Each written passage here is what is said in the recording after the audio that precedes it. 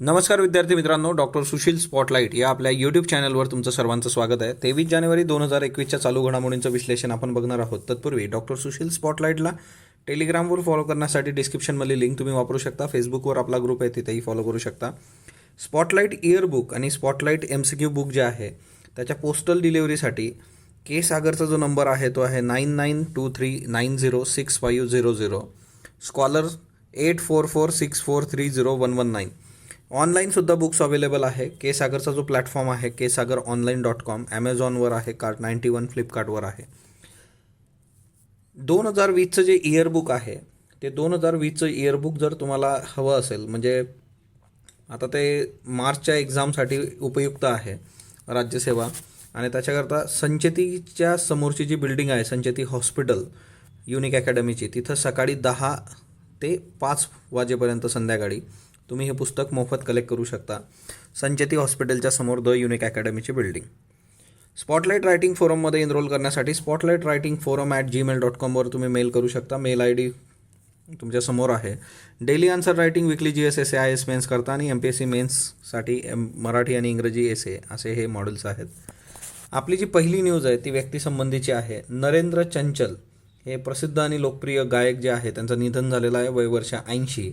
बॉबी चित्रपट जर तुम्ही बघितला असेल तर तिच्यामध्ये बेशक मंदिर मस्जिद तोडो या गाण्यासाठी त्यांना फिल्मफेअरचं सर्वोत्कृष्ट पार्श्वगायक हा पुरस्कार मिळाला होता. अवतार चित्रपट जो आहे त्या चित्रपटातलं चलो बुलावा आया है हे जे भजन होतं त्या भजनाने त्यांना लोकप्रियता मिळवून दिली होती. सो हे 2 फॅक्ट जे आहेत त्यांच्याबद्दलचे हे एक लक्षात ठेवा. नरेंद्र चंचल. रंजन गोगोई यांना Z+ सुरक्षा देण्यात आलेली आहे. सो एकंदरच हे जे आहे की 2020चं इयरबुक मी तुम्हाला सांगितलं, तिच्यामध्ये एक बॉक्स आपण दिलेला आहे, तिच्यामध्ये या सगळ्या सुरक्षा आणि त्याच्यात काय असतं ते दिलेलं आहे. पण एकंदरीतच हे जे राजकीय नेत्यांसाठीच्या सुरक्षा असतील तर ते महाराष्ट्रामध्येही प्रकरण बरंच चर्चेत होतं. आता बऱ्याच लोकांची सुरक्षा कमी केली, कोणाची काढली त्यात याच्यामध्ये. भारताचे माजी सरन्यायाधीश जे आहेत ते आता राज्यसभा सदस्य आहेत रंजन गोगोई, वय वर्ष 66. यांना केंद्र सरकारने Z+ VIP सुरक्षा व्यवस्था दिलेली आहे. म्हणजे आता गोगोई देशात कुठेही गेले तर त्यांना केंद्रीय राखीव पोलीस दल जे आहे त्याच्या सशस्त्र कमांडोंची सुरक्षा व्यवस्था पुरवण्यात येईल. पोलीस जे आहेत त्यांच्या आपत्कालीन परिस्थितीत मदतीस करता जो आधी 100 हा नंबर होता बघा, डायल 100 असं यायचं आहे ना क्राईम पेट्रोलचं सौजन्याने. सो 112 क्रमांक इथून पुढं असणार आहे. सो डायल 100च्या ऐवजी 112 ही यंत्रणा लवकरच कार्यान्वित केली जाते महाराष्ट्र पोलिसांकडून. सो आता इथून पुढं हेल्पलाईन नंबर जो असेल की तुम्ही आपत्कालीन याच्यात त्वरित हेल्प हवी असेल तुम्हाला तर 112 असा नंबर असेल. GPS ग्लोबल पोझिशनिंग सिस्टीमच्या प्रणालीवर आधारित ही सेवा आहे. नवा क्रमांक सुरू झाल्यानंतर यापूर्वीचा हा जो 100 आहे हा क्रमांक बंद करण्यात येईल. ओके. त्याच्यानंतर आज शनिवार आहे आणि शनिवारी जे काय महत्त्वाचं बेसिक आहे ते म्हणजे पुस्तकं आहेत. आणि याच्यामध्ये पहिलं जे पुस्तक आहे ते आहे अ पीपल्स कॉन्स्टिट्यूशन. नावातच आहे बघा, संविधानासंबंधीचं आहे आणि लोकांचं संविधान, a everyday life of law in the Indian republic. म्हणजे डे टू डे लाईफमध्ये संविधान कसं आपल्याला अफेक्ट करतं त्या गोष्टी या पुस्तकात दिलेल्या आहेत. रोहित डे यांचं हे पुस्तक आहे. संविधानाचाच भारतीयांवरचा प्रभाव अधोरेखित या पुस्तकात केलेला आहे. जनसामान्यांच्या जीवनामध्ये संविधानामुळे नेमका काय बदल घडला त्याच्या परिणामांविषयी या पुस्तकात उदाहरणांनिशी विवेचन केलेलं आपल्याला आढळणार आहे. या पुस्तकांचे सर्वांचे फ्रंट पेजेस सुद्धा तुम्हाला दाखवतो. पुढचं जे पुस्तक आहे ते इकॉनॉमी संबंधीचं आहे. The deficit myth, modern monetary theory and the birth of the people's economy. Stephanie केल्टनचं हे पुस्तक आहे. आता याच्यामध्ये बघा द डेफिसिएट मिथ, आता यांनी डेफिसिएटला मिथ म्हटलेलं आहे, म्हणजे जी काही तूट आहे तर ती तूट एक मिथ आहे बाबा. तूट खूप काही वाईट गोष्ट नाही आहे, ती गरजेची गोष्ट आहे. मॉडर्न मॉनिटरी थिअरी जी आहे की नवीन आधुनिक सिद्धांत जो काही आहे ना की मौद्रिक धोरणाचा, आणि तिच्यामधून लोकांची इकॉनॉमी कशी जन्म घेते त्यासंबंधीचं हे पुस्तक आहे. म्हणजे आता सरकारची जी काही वित्तीय तूट असते ती जर रोजगार निर्मिती आणि पायाभूत सुविधा उभारण्यासाठी वापरली जात असेल तर मर्यादित तूट राखण्यात गैर नाही. म्हणजे बेसिक आहे. जर गव्हर्नमेंटचं तूट काय असते ना, म्हणजे साधी गोष्ट आहे की गव्हर्नमेंटकडे जर 100 रुपये येत असतील आणि गव्हर्नमेंटचा खर्च जर 120 रुपये असेल, तर 20 रुपये ही तूट झाली, तुम्हाला खिशातून टाकावे लागतात, म्हणजे गव्हर्नमेंटचा लॉस झाला. म्हणजे जे काही महसूल आणि ज्या बाकीच्या गोष्टी गव्हर्नमेंटकडे येतात आणि गव्हर्नमेंटचा होणारा खर्च, मग ही तूट जर वाढत गेली तर बरीच लोक म्हणतात की नाही, ही चांगली बाब नाही आहे. पण अमेरिकेमध्ये असा अर्थतज्ज्ञांचा एक गट, म्हणजे ॲक्च्युली अमेरिका आणि विकसित देश याच्यामध्ये अशी अर्थतज्ज्ञ जे आहेत की त्यांचा एक समूहच उदयाला आलेला आहे की ज्यांचं म्हणणं आहे की तूट ही गोष्ट जी आहे ती खूप काही वाईट बाब नाही आहे, ती मर्यादित तिच्यात असेल तर ती चांगली बाब आहे. आणि त्याला कंडिशन आहे की तुम्ही जर रोजगार निर्मिती आणि पायाभूत सुविधांसाठी तूट वापरत असाल तर ती नक्कीच चांगली बाब आहे. आणि याच्यामध्ये आता स्टेफनी केल्टन या त्या अर्थतज्ज्ञांपैकी एक आहेत आणि त्यांचं हे मग पुस्तक आहे की ज्याच्यात त्यांनी मग म्हटलेलं आहे की डेफिसिट मिथ आहे बाबा. ओके, तर वित्तीय तुटीचा मूलतः वाईट म्हणून दर्शवलेल्या 6 पारंपरिक समजुती ज्या आहेत, म्हणजे बाबा वित्तीय तूट वाईट का असते, 1 2 3 4 5 6 मुद्दे आहेत, 6 पारंपरिक समजुती आहेत, त्यांना छेद देणारे महत्त्वाचे पुरावे याच्यामध्ये सादर केलेले आहेत. त्याच्यानंतर प्रियंका चोपडाची आत्मकथा रिलीज होते बघा, ते पुस्तक प्रकाशित होतं आहे अनफिनिश्ड नावानी. त्याच्यानंतर unscripted conversation on life and cinema, Vidhu Vinod Chopra ज्या आहेत तर त्यांच्याबरोबर, आता निर्माता दिग्दर्शक आहेत विधू विनोद चोपडा, तर अभिजात जोशी जे आहेत त्यांनी त्यांच्याबरोबर साधलेला संवाद म्हणजेच unscripted conversation on life and cinema. आणि प्रियंका चोपडा आत्मकथा जी आहे अनफिनिश्ड. सो बेसिकली काय आहे की ह्या दोघं पुस्तकांच्या बाबतीत पण तुम्ही जर विचार केला तर हे वरचं जे पुस्तक आहे प्रियंका चोपडाचं, तिच्यावर प्रश्न येण्याचे चान्सेस जास्त आहेत.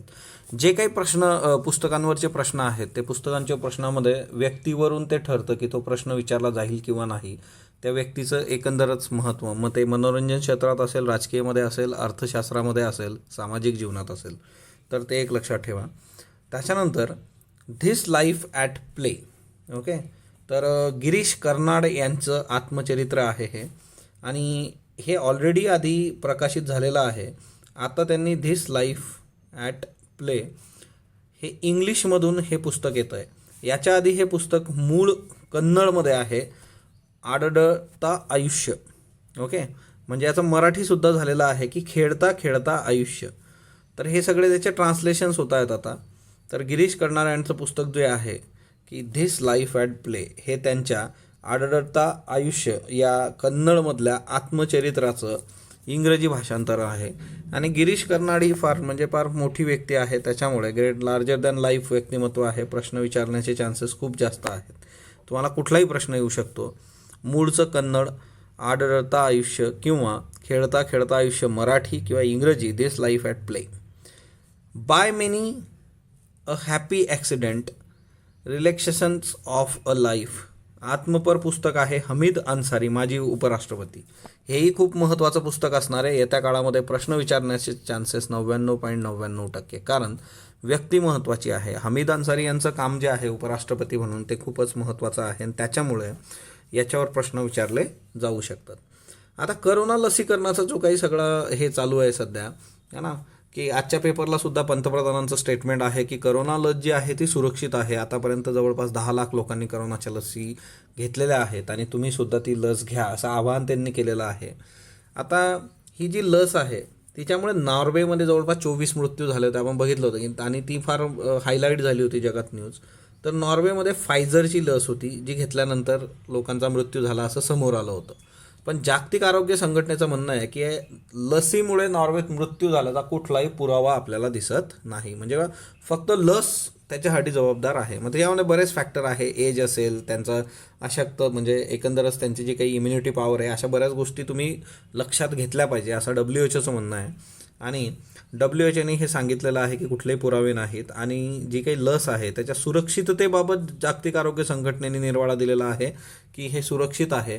आणि नॉर्वेने हे क्लिअर केलेलं आहे, नॉर्वेमधल्या संघटनांनी, की ठीक आहे पण लसीपेक्षा भयानक कोरोना आहे, अशा पद्धतीने ते आता अवेअरनेस तिथं पसरवत आहेत. बघू येत्या काळात काय होतं. ओडिसा जे आहे त्या ओडिसामध्ये पेपरलेस अधिवेशन होणार आहे यावर्षी. आता नावा ॲप्सच्या मदतीने हे अधिवेशन होईल. ओडिसामध्ये 2021चं अधिवेशन नावा ॲपच्या याच्याने होणार हे याची माहिती विधानसभेचे सभापती जे आहे सूर्यनारायण पत्रा तर यांनी दिली. नावा ॲप्स विधान ॲप्लिकेशन आहे ज्याच्या माध्यमातून आमदार विधानसभा कार्यालयाला प्रश्न विचारू शकतात आणि त्याच ॲपच्या माध्यमातून संबंधित विभागाकडून त्या आमदाराला त्याच्या प्रश्नासाठीचं उत्तर दिलं जाईल. आता ई विधान जे आहे त्याच्या आधुनिकीकरणासाठी जवळपास 8.56 कोटी रुपये खर्च आलेला आहे आणि हा खर्च केंद्र सरकार आणि राज्य सरकारनी 60-40 असा वाटलेला आहे. ओके, म्हणजे केंद्राने 60%, राज्यांनी 40%. तर हे एक याच्यातलं महत्त्वाचं आहे बघा. त्याच्यानंतर नेताजी सुभाषचंद्र बोस यांच्यावर 2 माहितीपट येणार आहेत. आता 23 जानेवारी है ना, आज जे आहे. मला आता सांगा की सांस्कृतिक मंत्रालयाने नेताजी सुभाषचंद्र बोस यांची जी जयंती आहे तर ती काय म्हणून साजरा करण्याचा निर्णय घेतला होता. आपण हे बघितलं होतं, ते तुम्हाला कमेंट बॉक्समध्ये सांगणार आहात. 2 माहितीपट यांच्यावर प्रसारित होणार आहेत. The flame burns bright Ashish मुखर्जीने दिग्दर्शित केलेला माहितीपट आहे आणि दुसरा आहे नेताजी अरुण चौधरी यांचा दिग्दर्शित हा माहितीपट आहे. Netaji the flame burns bright हे महत्त्वाचं आहे. पश्चिम बंगालचं इलेक्शन आणि त्या सगळ्या पार्श्वभूमीवर एकंदरच हा खूप महत्त्वाचा आस्पेक्ट आहे आणि नेताजी सुभाषचंद्र बोस यांच्यावरही प्रश्न विचारला जाऊ शकतो. तिथला जो व्हिक्टोरिया पॅलेस आहे त्याला नेताजी सुभाषचंद्र बोस यांचं नाव द्यायचं हा एक मोठा डिबेट सध्या सुरू आहे. पण नेताजी सुभाषचंद्र बोस यांच्या फॅमिलीने नाकारलेलं आहे की नेताजी सुभाषचंद्र बोस यांच्याबद्दल जर तुम्हाला काही करायचं असेल तर फॅमिलीचं म्हणणं आहे की तुम्ही स्वतंत्र स्मारक उभं करा, है ना. ब्रिटिशांचं द्योतक असलेली ती जी व्हिक्टोरिया पॅलेस आहे तर त्याला नाव देऊ नका. त्यांचं जे काम आहे त्याच्याकरता स्वतंत्र स्मारक झालं पाहिजे असं त्यांच्या फॅमिलीचं म्हणणं आहे. तर बघू येत्या काळात गोष्टी कशा होतात. पण तुमचं काम आहे की इतिहासातून जे काही सुभाषचंद्र बोस आणि आझाद हिंद सेना आहे त्याचे सगळे रेफरन्सेस जे आहे ते खूप प्रॉपरली तुम्ही करणं गरजेचं आहे. त्याच्यानंतर जे काही लसींचा पुरवठा आपण मॅप बघितला होता बरं मागच्या वेळेस की भारत कुणाकुणाला किती किती पुरवठा देणार आहे. तर म्यानमार, मॉरिशियस, सेशल्सला लस गेलेली आहे आणि म्यानमारला जे आहे ते आता जी लस गेली ती कोविशिल्ड लस आहे.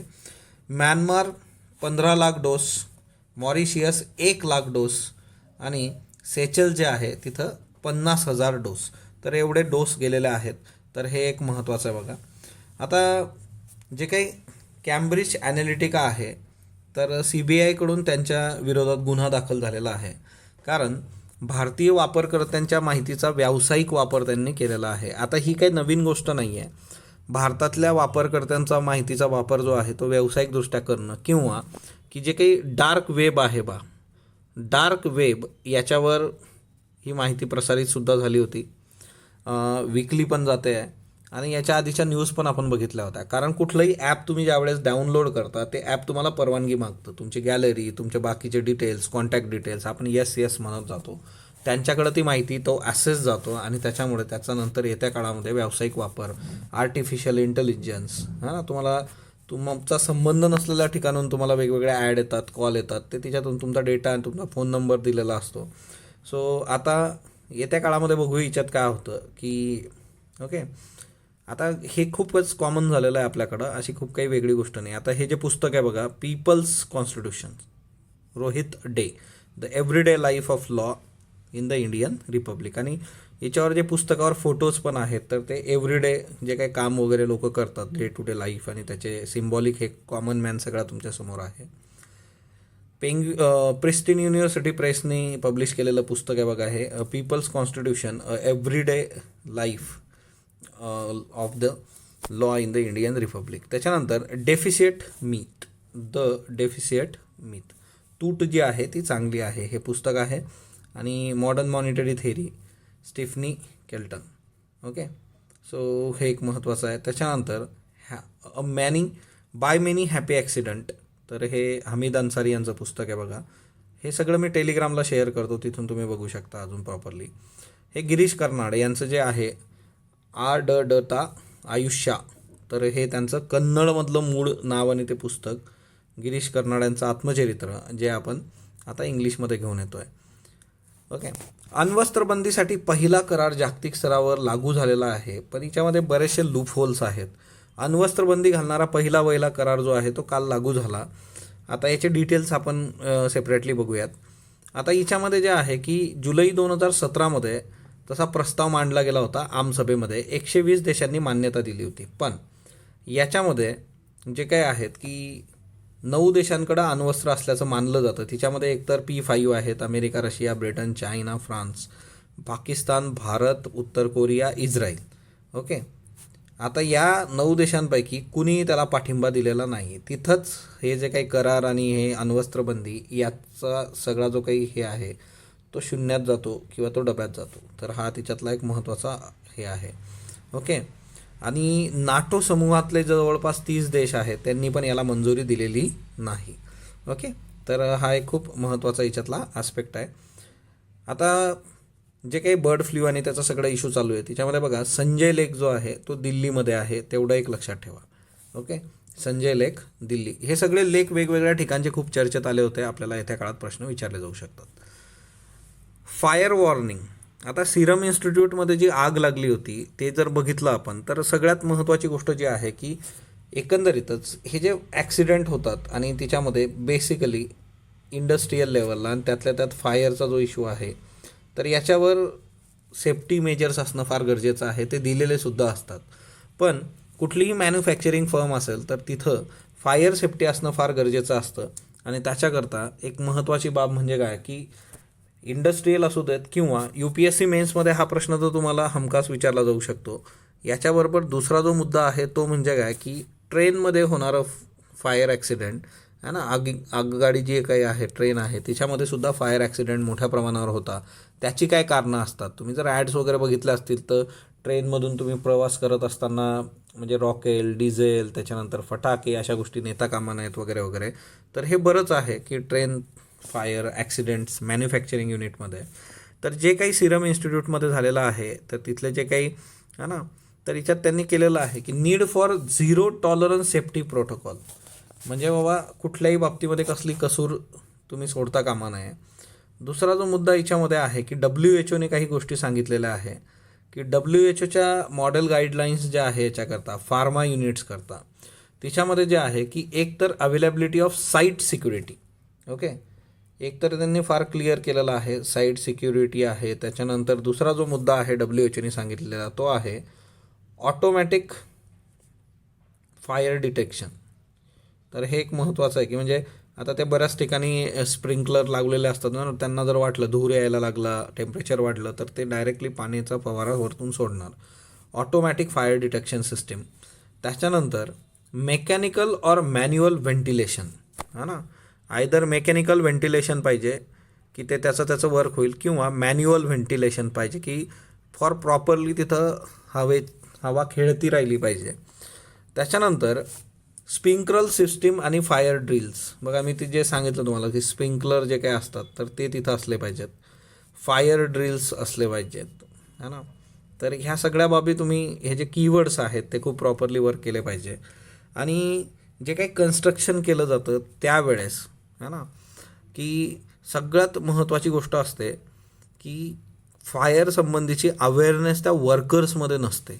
हा खूप महत्त्वाचा मुद्दा आहे की कन्स्ट्रक्शन आहे किंवा म्हणजे काहीतरी तिथं काम चालू आहे त्यावेळेस तिथं काम करणाऱ्या वर्कर्समध्ये ती फायर सेफ्टी त्यासंबंधीची अवेअरनेस असणं गरजेचं आहे. ओके. सो ह्या काही बेसिक गोष्टी आहेत आणि विशेषतः या WHO फार्मास्युटिकलबद्दलच्या गाईडलाईन्स होत्या. तर ही केस स्टडी खूप महत्त्वाची आहे बघा. आणि ह्या सगळ्या बेसिक गोष्टी. कालचे प्रश्न बघा. जो बायडन हे अमेरिकेचे आजवरचे सर्वात वयोवृद्ध नवनियुक्त अध्यक्ष ठरले आहेत. बरोबर. जो बायडन यांचे अध्यक्षीय भाषण भारतीय वंशाच्या विनोद रेड्डी यांनी लिहिले. बरोबर. तेलंगणाचे आहेत बघा हे. ट्विटरवरील @पोटसे त्यांचं खातं राष्ट्राध्यक्ष म्हणून असेल. तर हेही बरोबर आहे. सो तिन्ही स्टेटमेंट योग्य आहे. त्याच्यानंतर 1889 नंतर आपल्या उत्तराधिकाराचा पदग्रहण समारंभ टाळणारे ट्रम्प हे पहिलेच अध्यक्ष ठरलेत. बरोबर. आणि आतापर्यंतच्या इतिहासातले चौथे अमेरिकेच्या. अध्यक्षपदाची सूत्रे सोडताना डोनाल्ड ट्रम्प यांनी 143 जणांना शिक्षेत माफी दिली. हेही बरोबर आहे. दोन्ही स्टेटमेंट योग्य आहेत. अमेरिकी राष्ट्राध्यक्षांच्या शपथविधी वेळेच्या भाषणातील सर्वात छोटे भाषण कुणी दिले होते? तर जॉर्ज वॉशिंग्टन. पहिले राष्ट्रपती त्यांचे राष्ट्राध्यक्ष जॉर्ज वॉशिंग्टन. सर्वात छोटं भाषण आहे बघा. ओके. जो बायडन यांचं जवळपास 20 मिनिटं होतं जे विनय रेड्डी यांनी लिहिलं होतं. आणि हॅरी एस ट्रुमन जे आहे तर हे TV वर दाखवलेलं पहिलं भाषण आहे बघा हॅरी एस ट्रुमन यांचं. स्टार्स प्रकल्पाबद्दल बिनचूक विधान निवडा. महाराष्ट्रासह 6 राज्यांची परफॉर्मन्स ग्रेडिंग इंडेक्सद्वारे निवड. बरोबर आहे. आरोग्य नाही, शिक्षण क्षेत्रातला हा प्रोजेक्ट आहे. So it's all about education. केंद्र व राज्य शासनाचा खर्च 60-40 असा असेल. बरोबर आहे. सो आणि क याचं उत्तर आहे. 5वा प्रश्न बघा, नाविन्यता निर्देशांक 2021 नुसार कोणते राज्य प्रथम स्थानावर आहे? कर्नाटक. कोण पब्लिश करतं ते सांगा बरं मला आता कमेंट बॉक्समध्ये. आता आजचे प्रश्न घ्या. अमेरिकेच्या नवनियुक्त राष्ट्राध्यक्षांद्वारे घेतलेल्या निर्णयाबाबत अयोग्य विधान निवडा. अमेरिका कायमस्वरूपी पॅरिस करारातून बाहेर राहणार आहे. जागतिक आरोग्य संघटनेत अमेरिका पुन्हा सामील होणार आहे. फक्त दोन्ही यापैकी नाही. सीमा सुरक्षा दलाबाबत बिनचूक विधान निवडा. गृह मंत्रालयाअंतर्गत प्रशासन चालते. 1965 स्थापना झाली. भारत नेपाळ सीमेवर तैनात आहे. फक्त ब. मरेपर्यंत कर्तव्य हे खालीलपैकी कोणाचे ब्रीद आहे? सीमा सुरक्षा दल, दिल्ली पोलीस, CISF, सशस्त्र सेना बल. योग्य जोड्या लावा. एकीकडे राज्य आहे, तिच्यातले मार्शल आर्ट्स तुमच्या समोर आहेत. केरळ, महाराष्ट्र, पंजाब, मणिपूर अबकड आणि 1, 2, 3, 4 मध्ये गटका, कलरीपयट्टू, थांगता, मल्लखांब. भारतात शेतीला पुरेसे अर्थसहाय्य नाही हे खालीलपैकी कोणत्या संस्थेच्या अहवालाद्वारे दाखविण्यात आले आहे? जागतिक बँक, आंतरराष्ट्रीय नाणेनिधी, OECD, WTO. तर याची उत्तर तुम्ही कमेंट बॉक्समध्ये देणार आहात. स्पॉटलाईटला जो तुम्ही प्रतिसाद देता त्याबद्दल मी आपला आभारी आहे. स्पॉटलाईटला लाईक करा, शेअर करा, सबस्क्राईब करा. धन्यवाद विद्यार्थी मित्रांनो.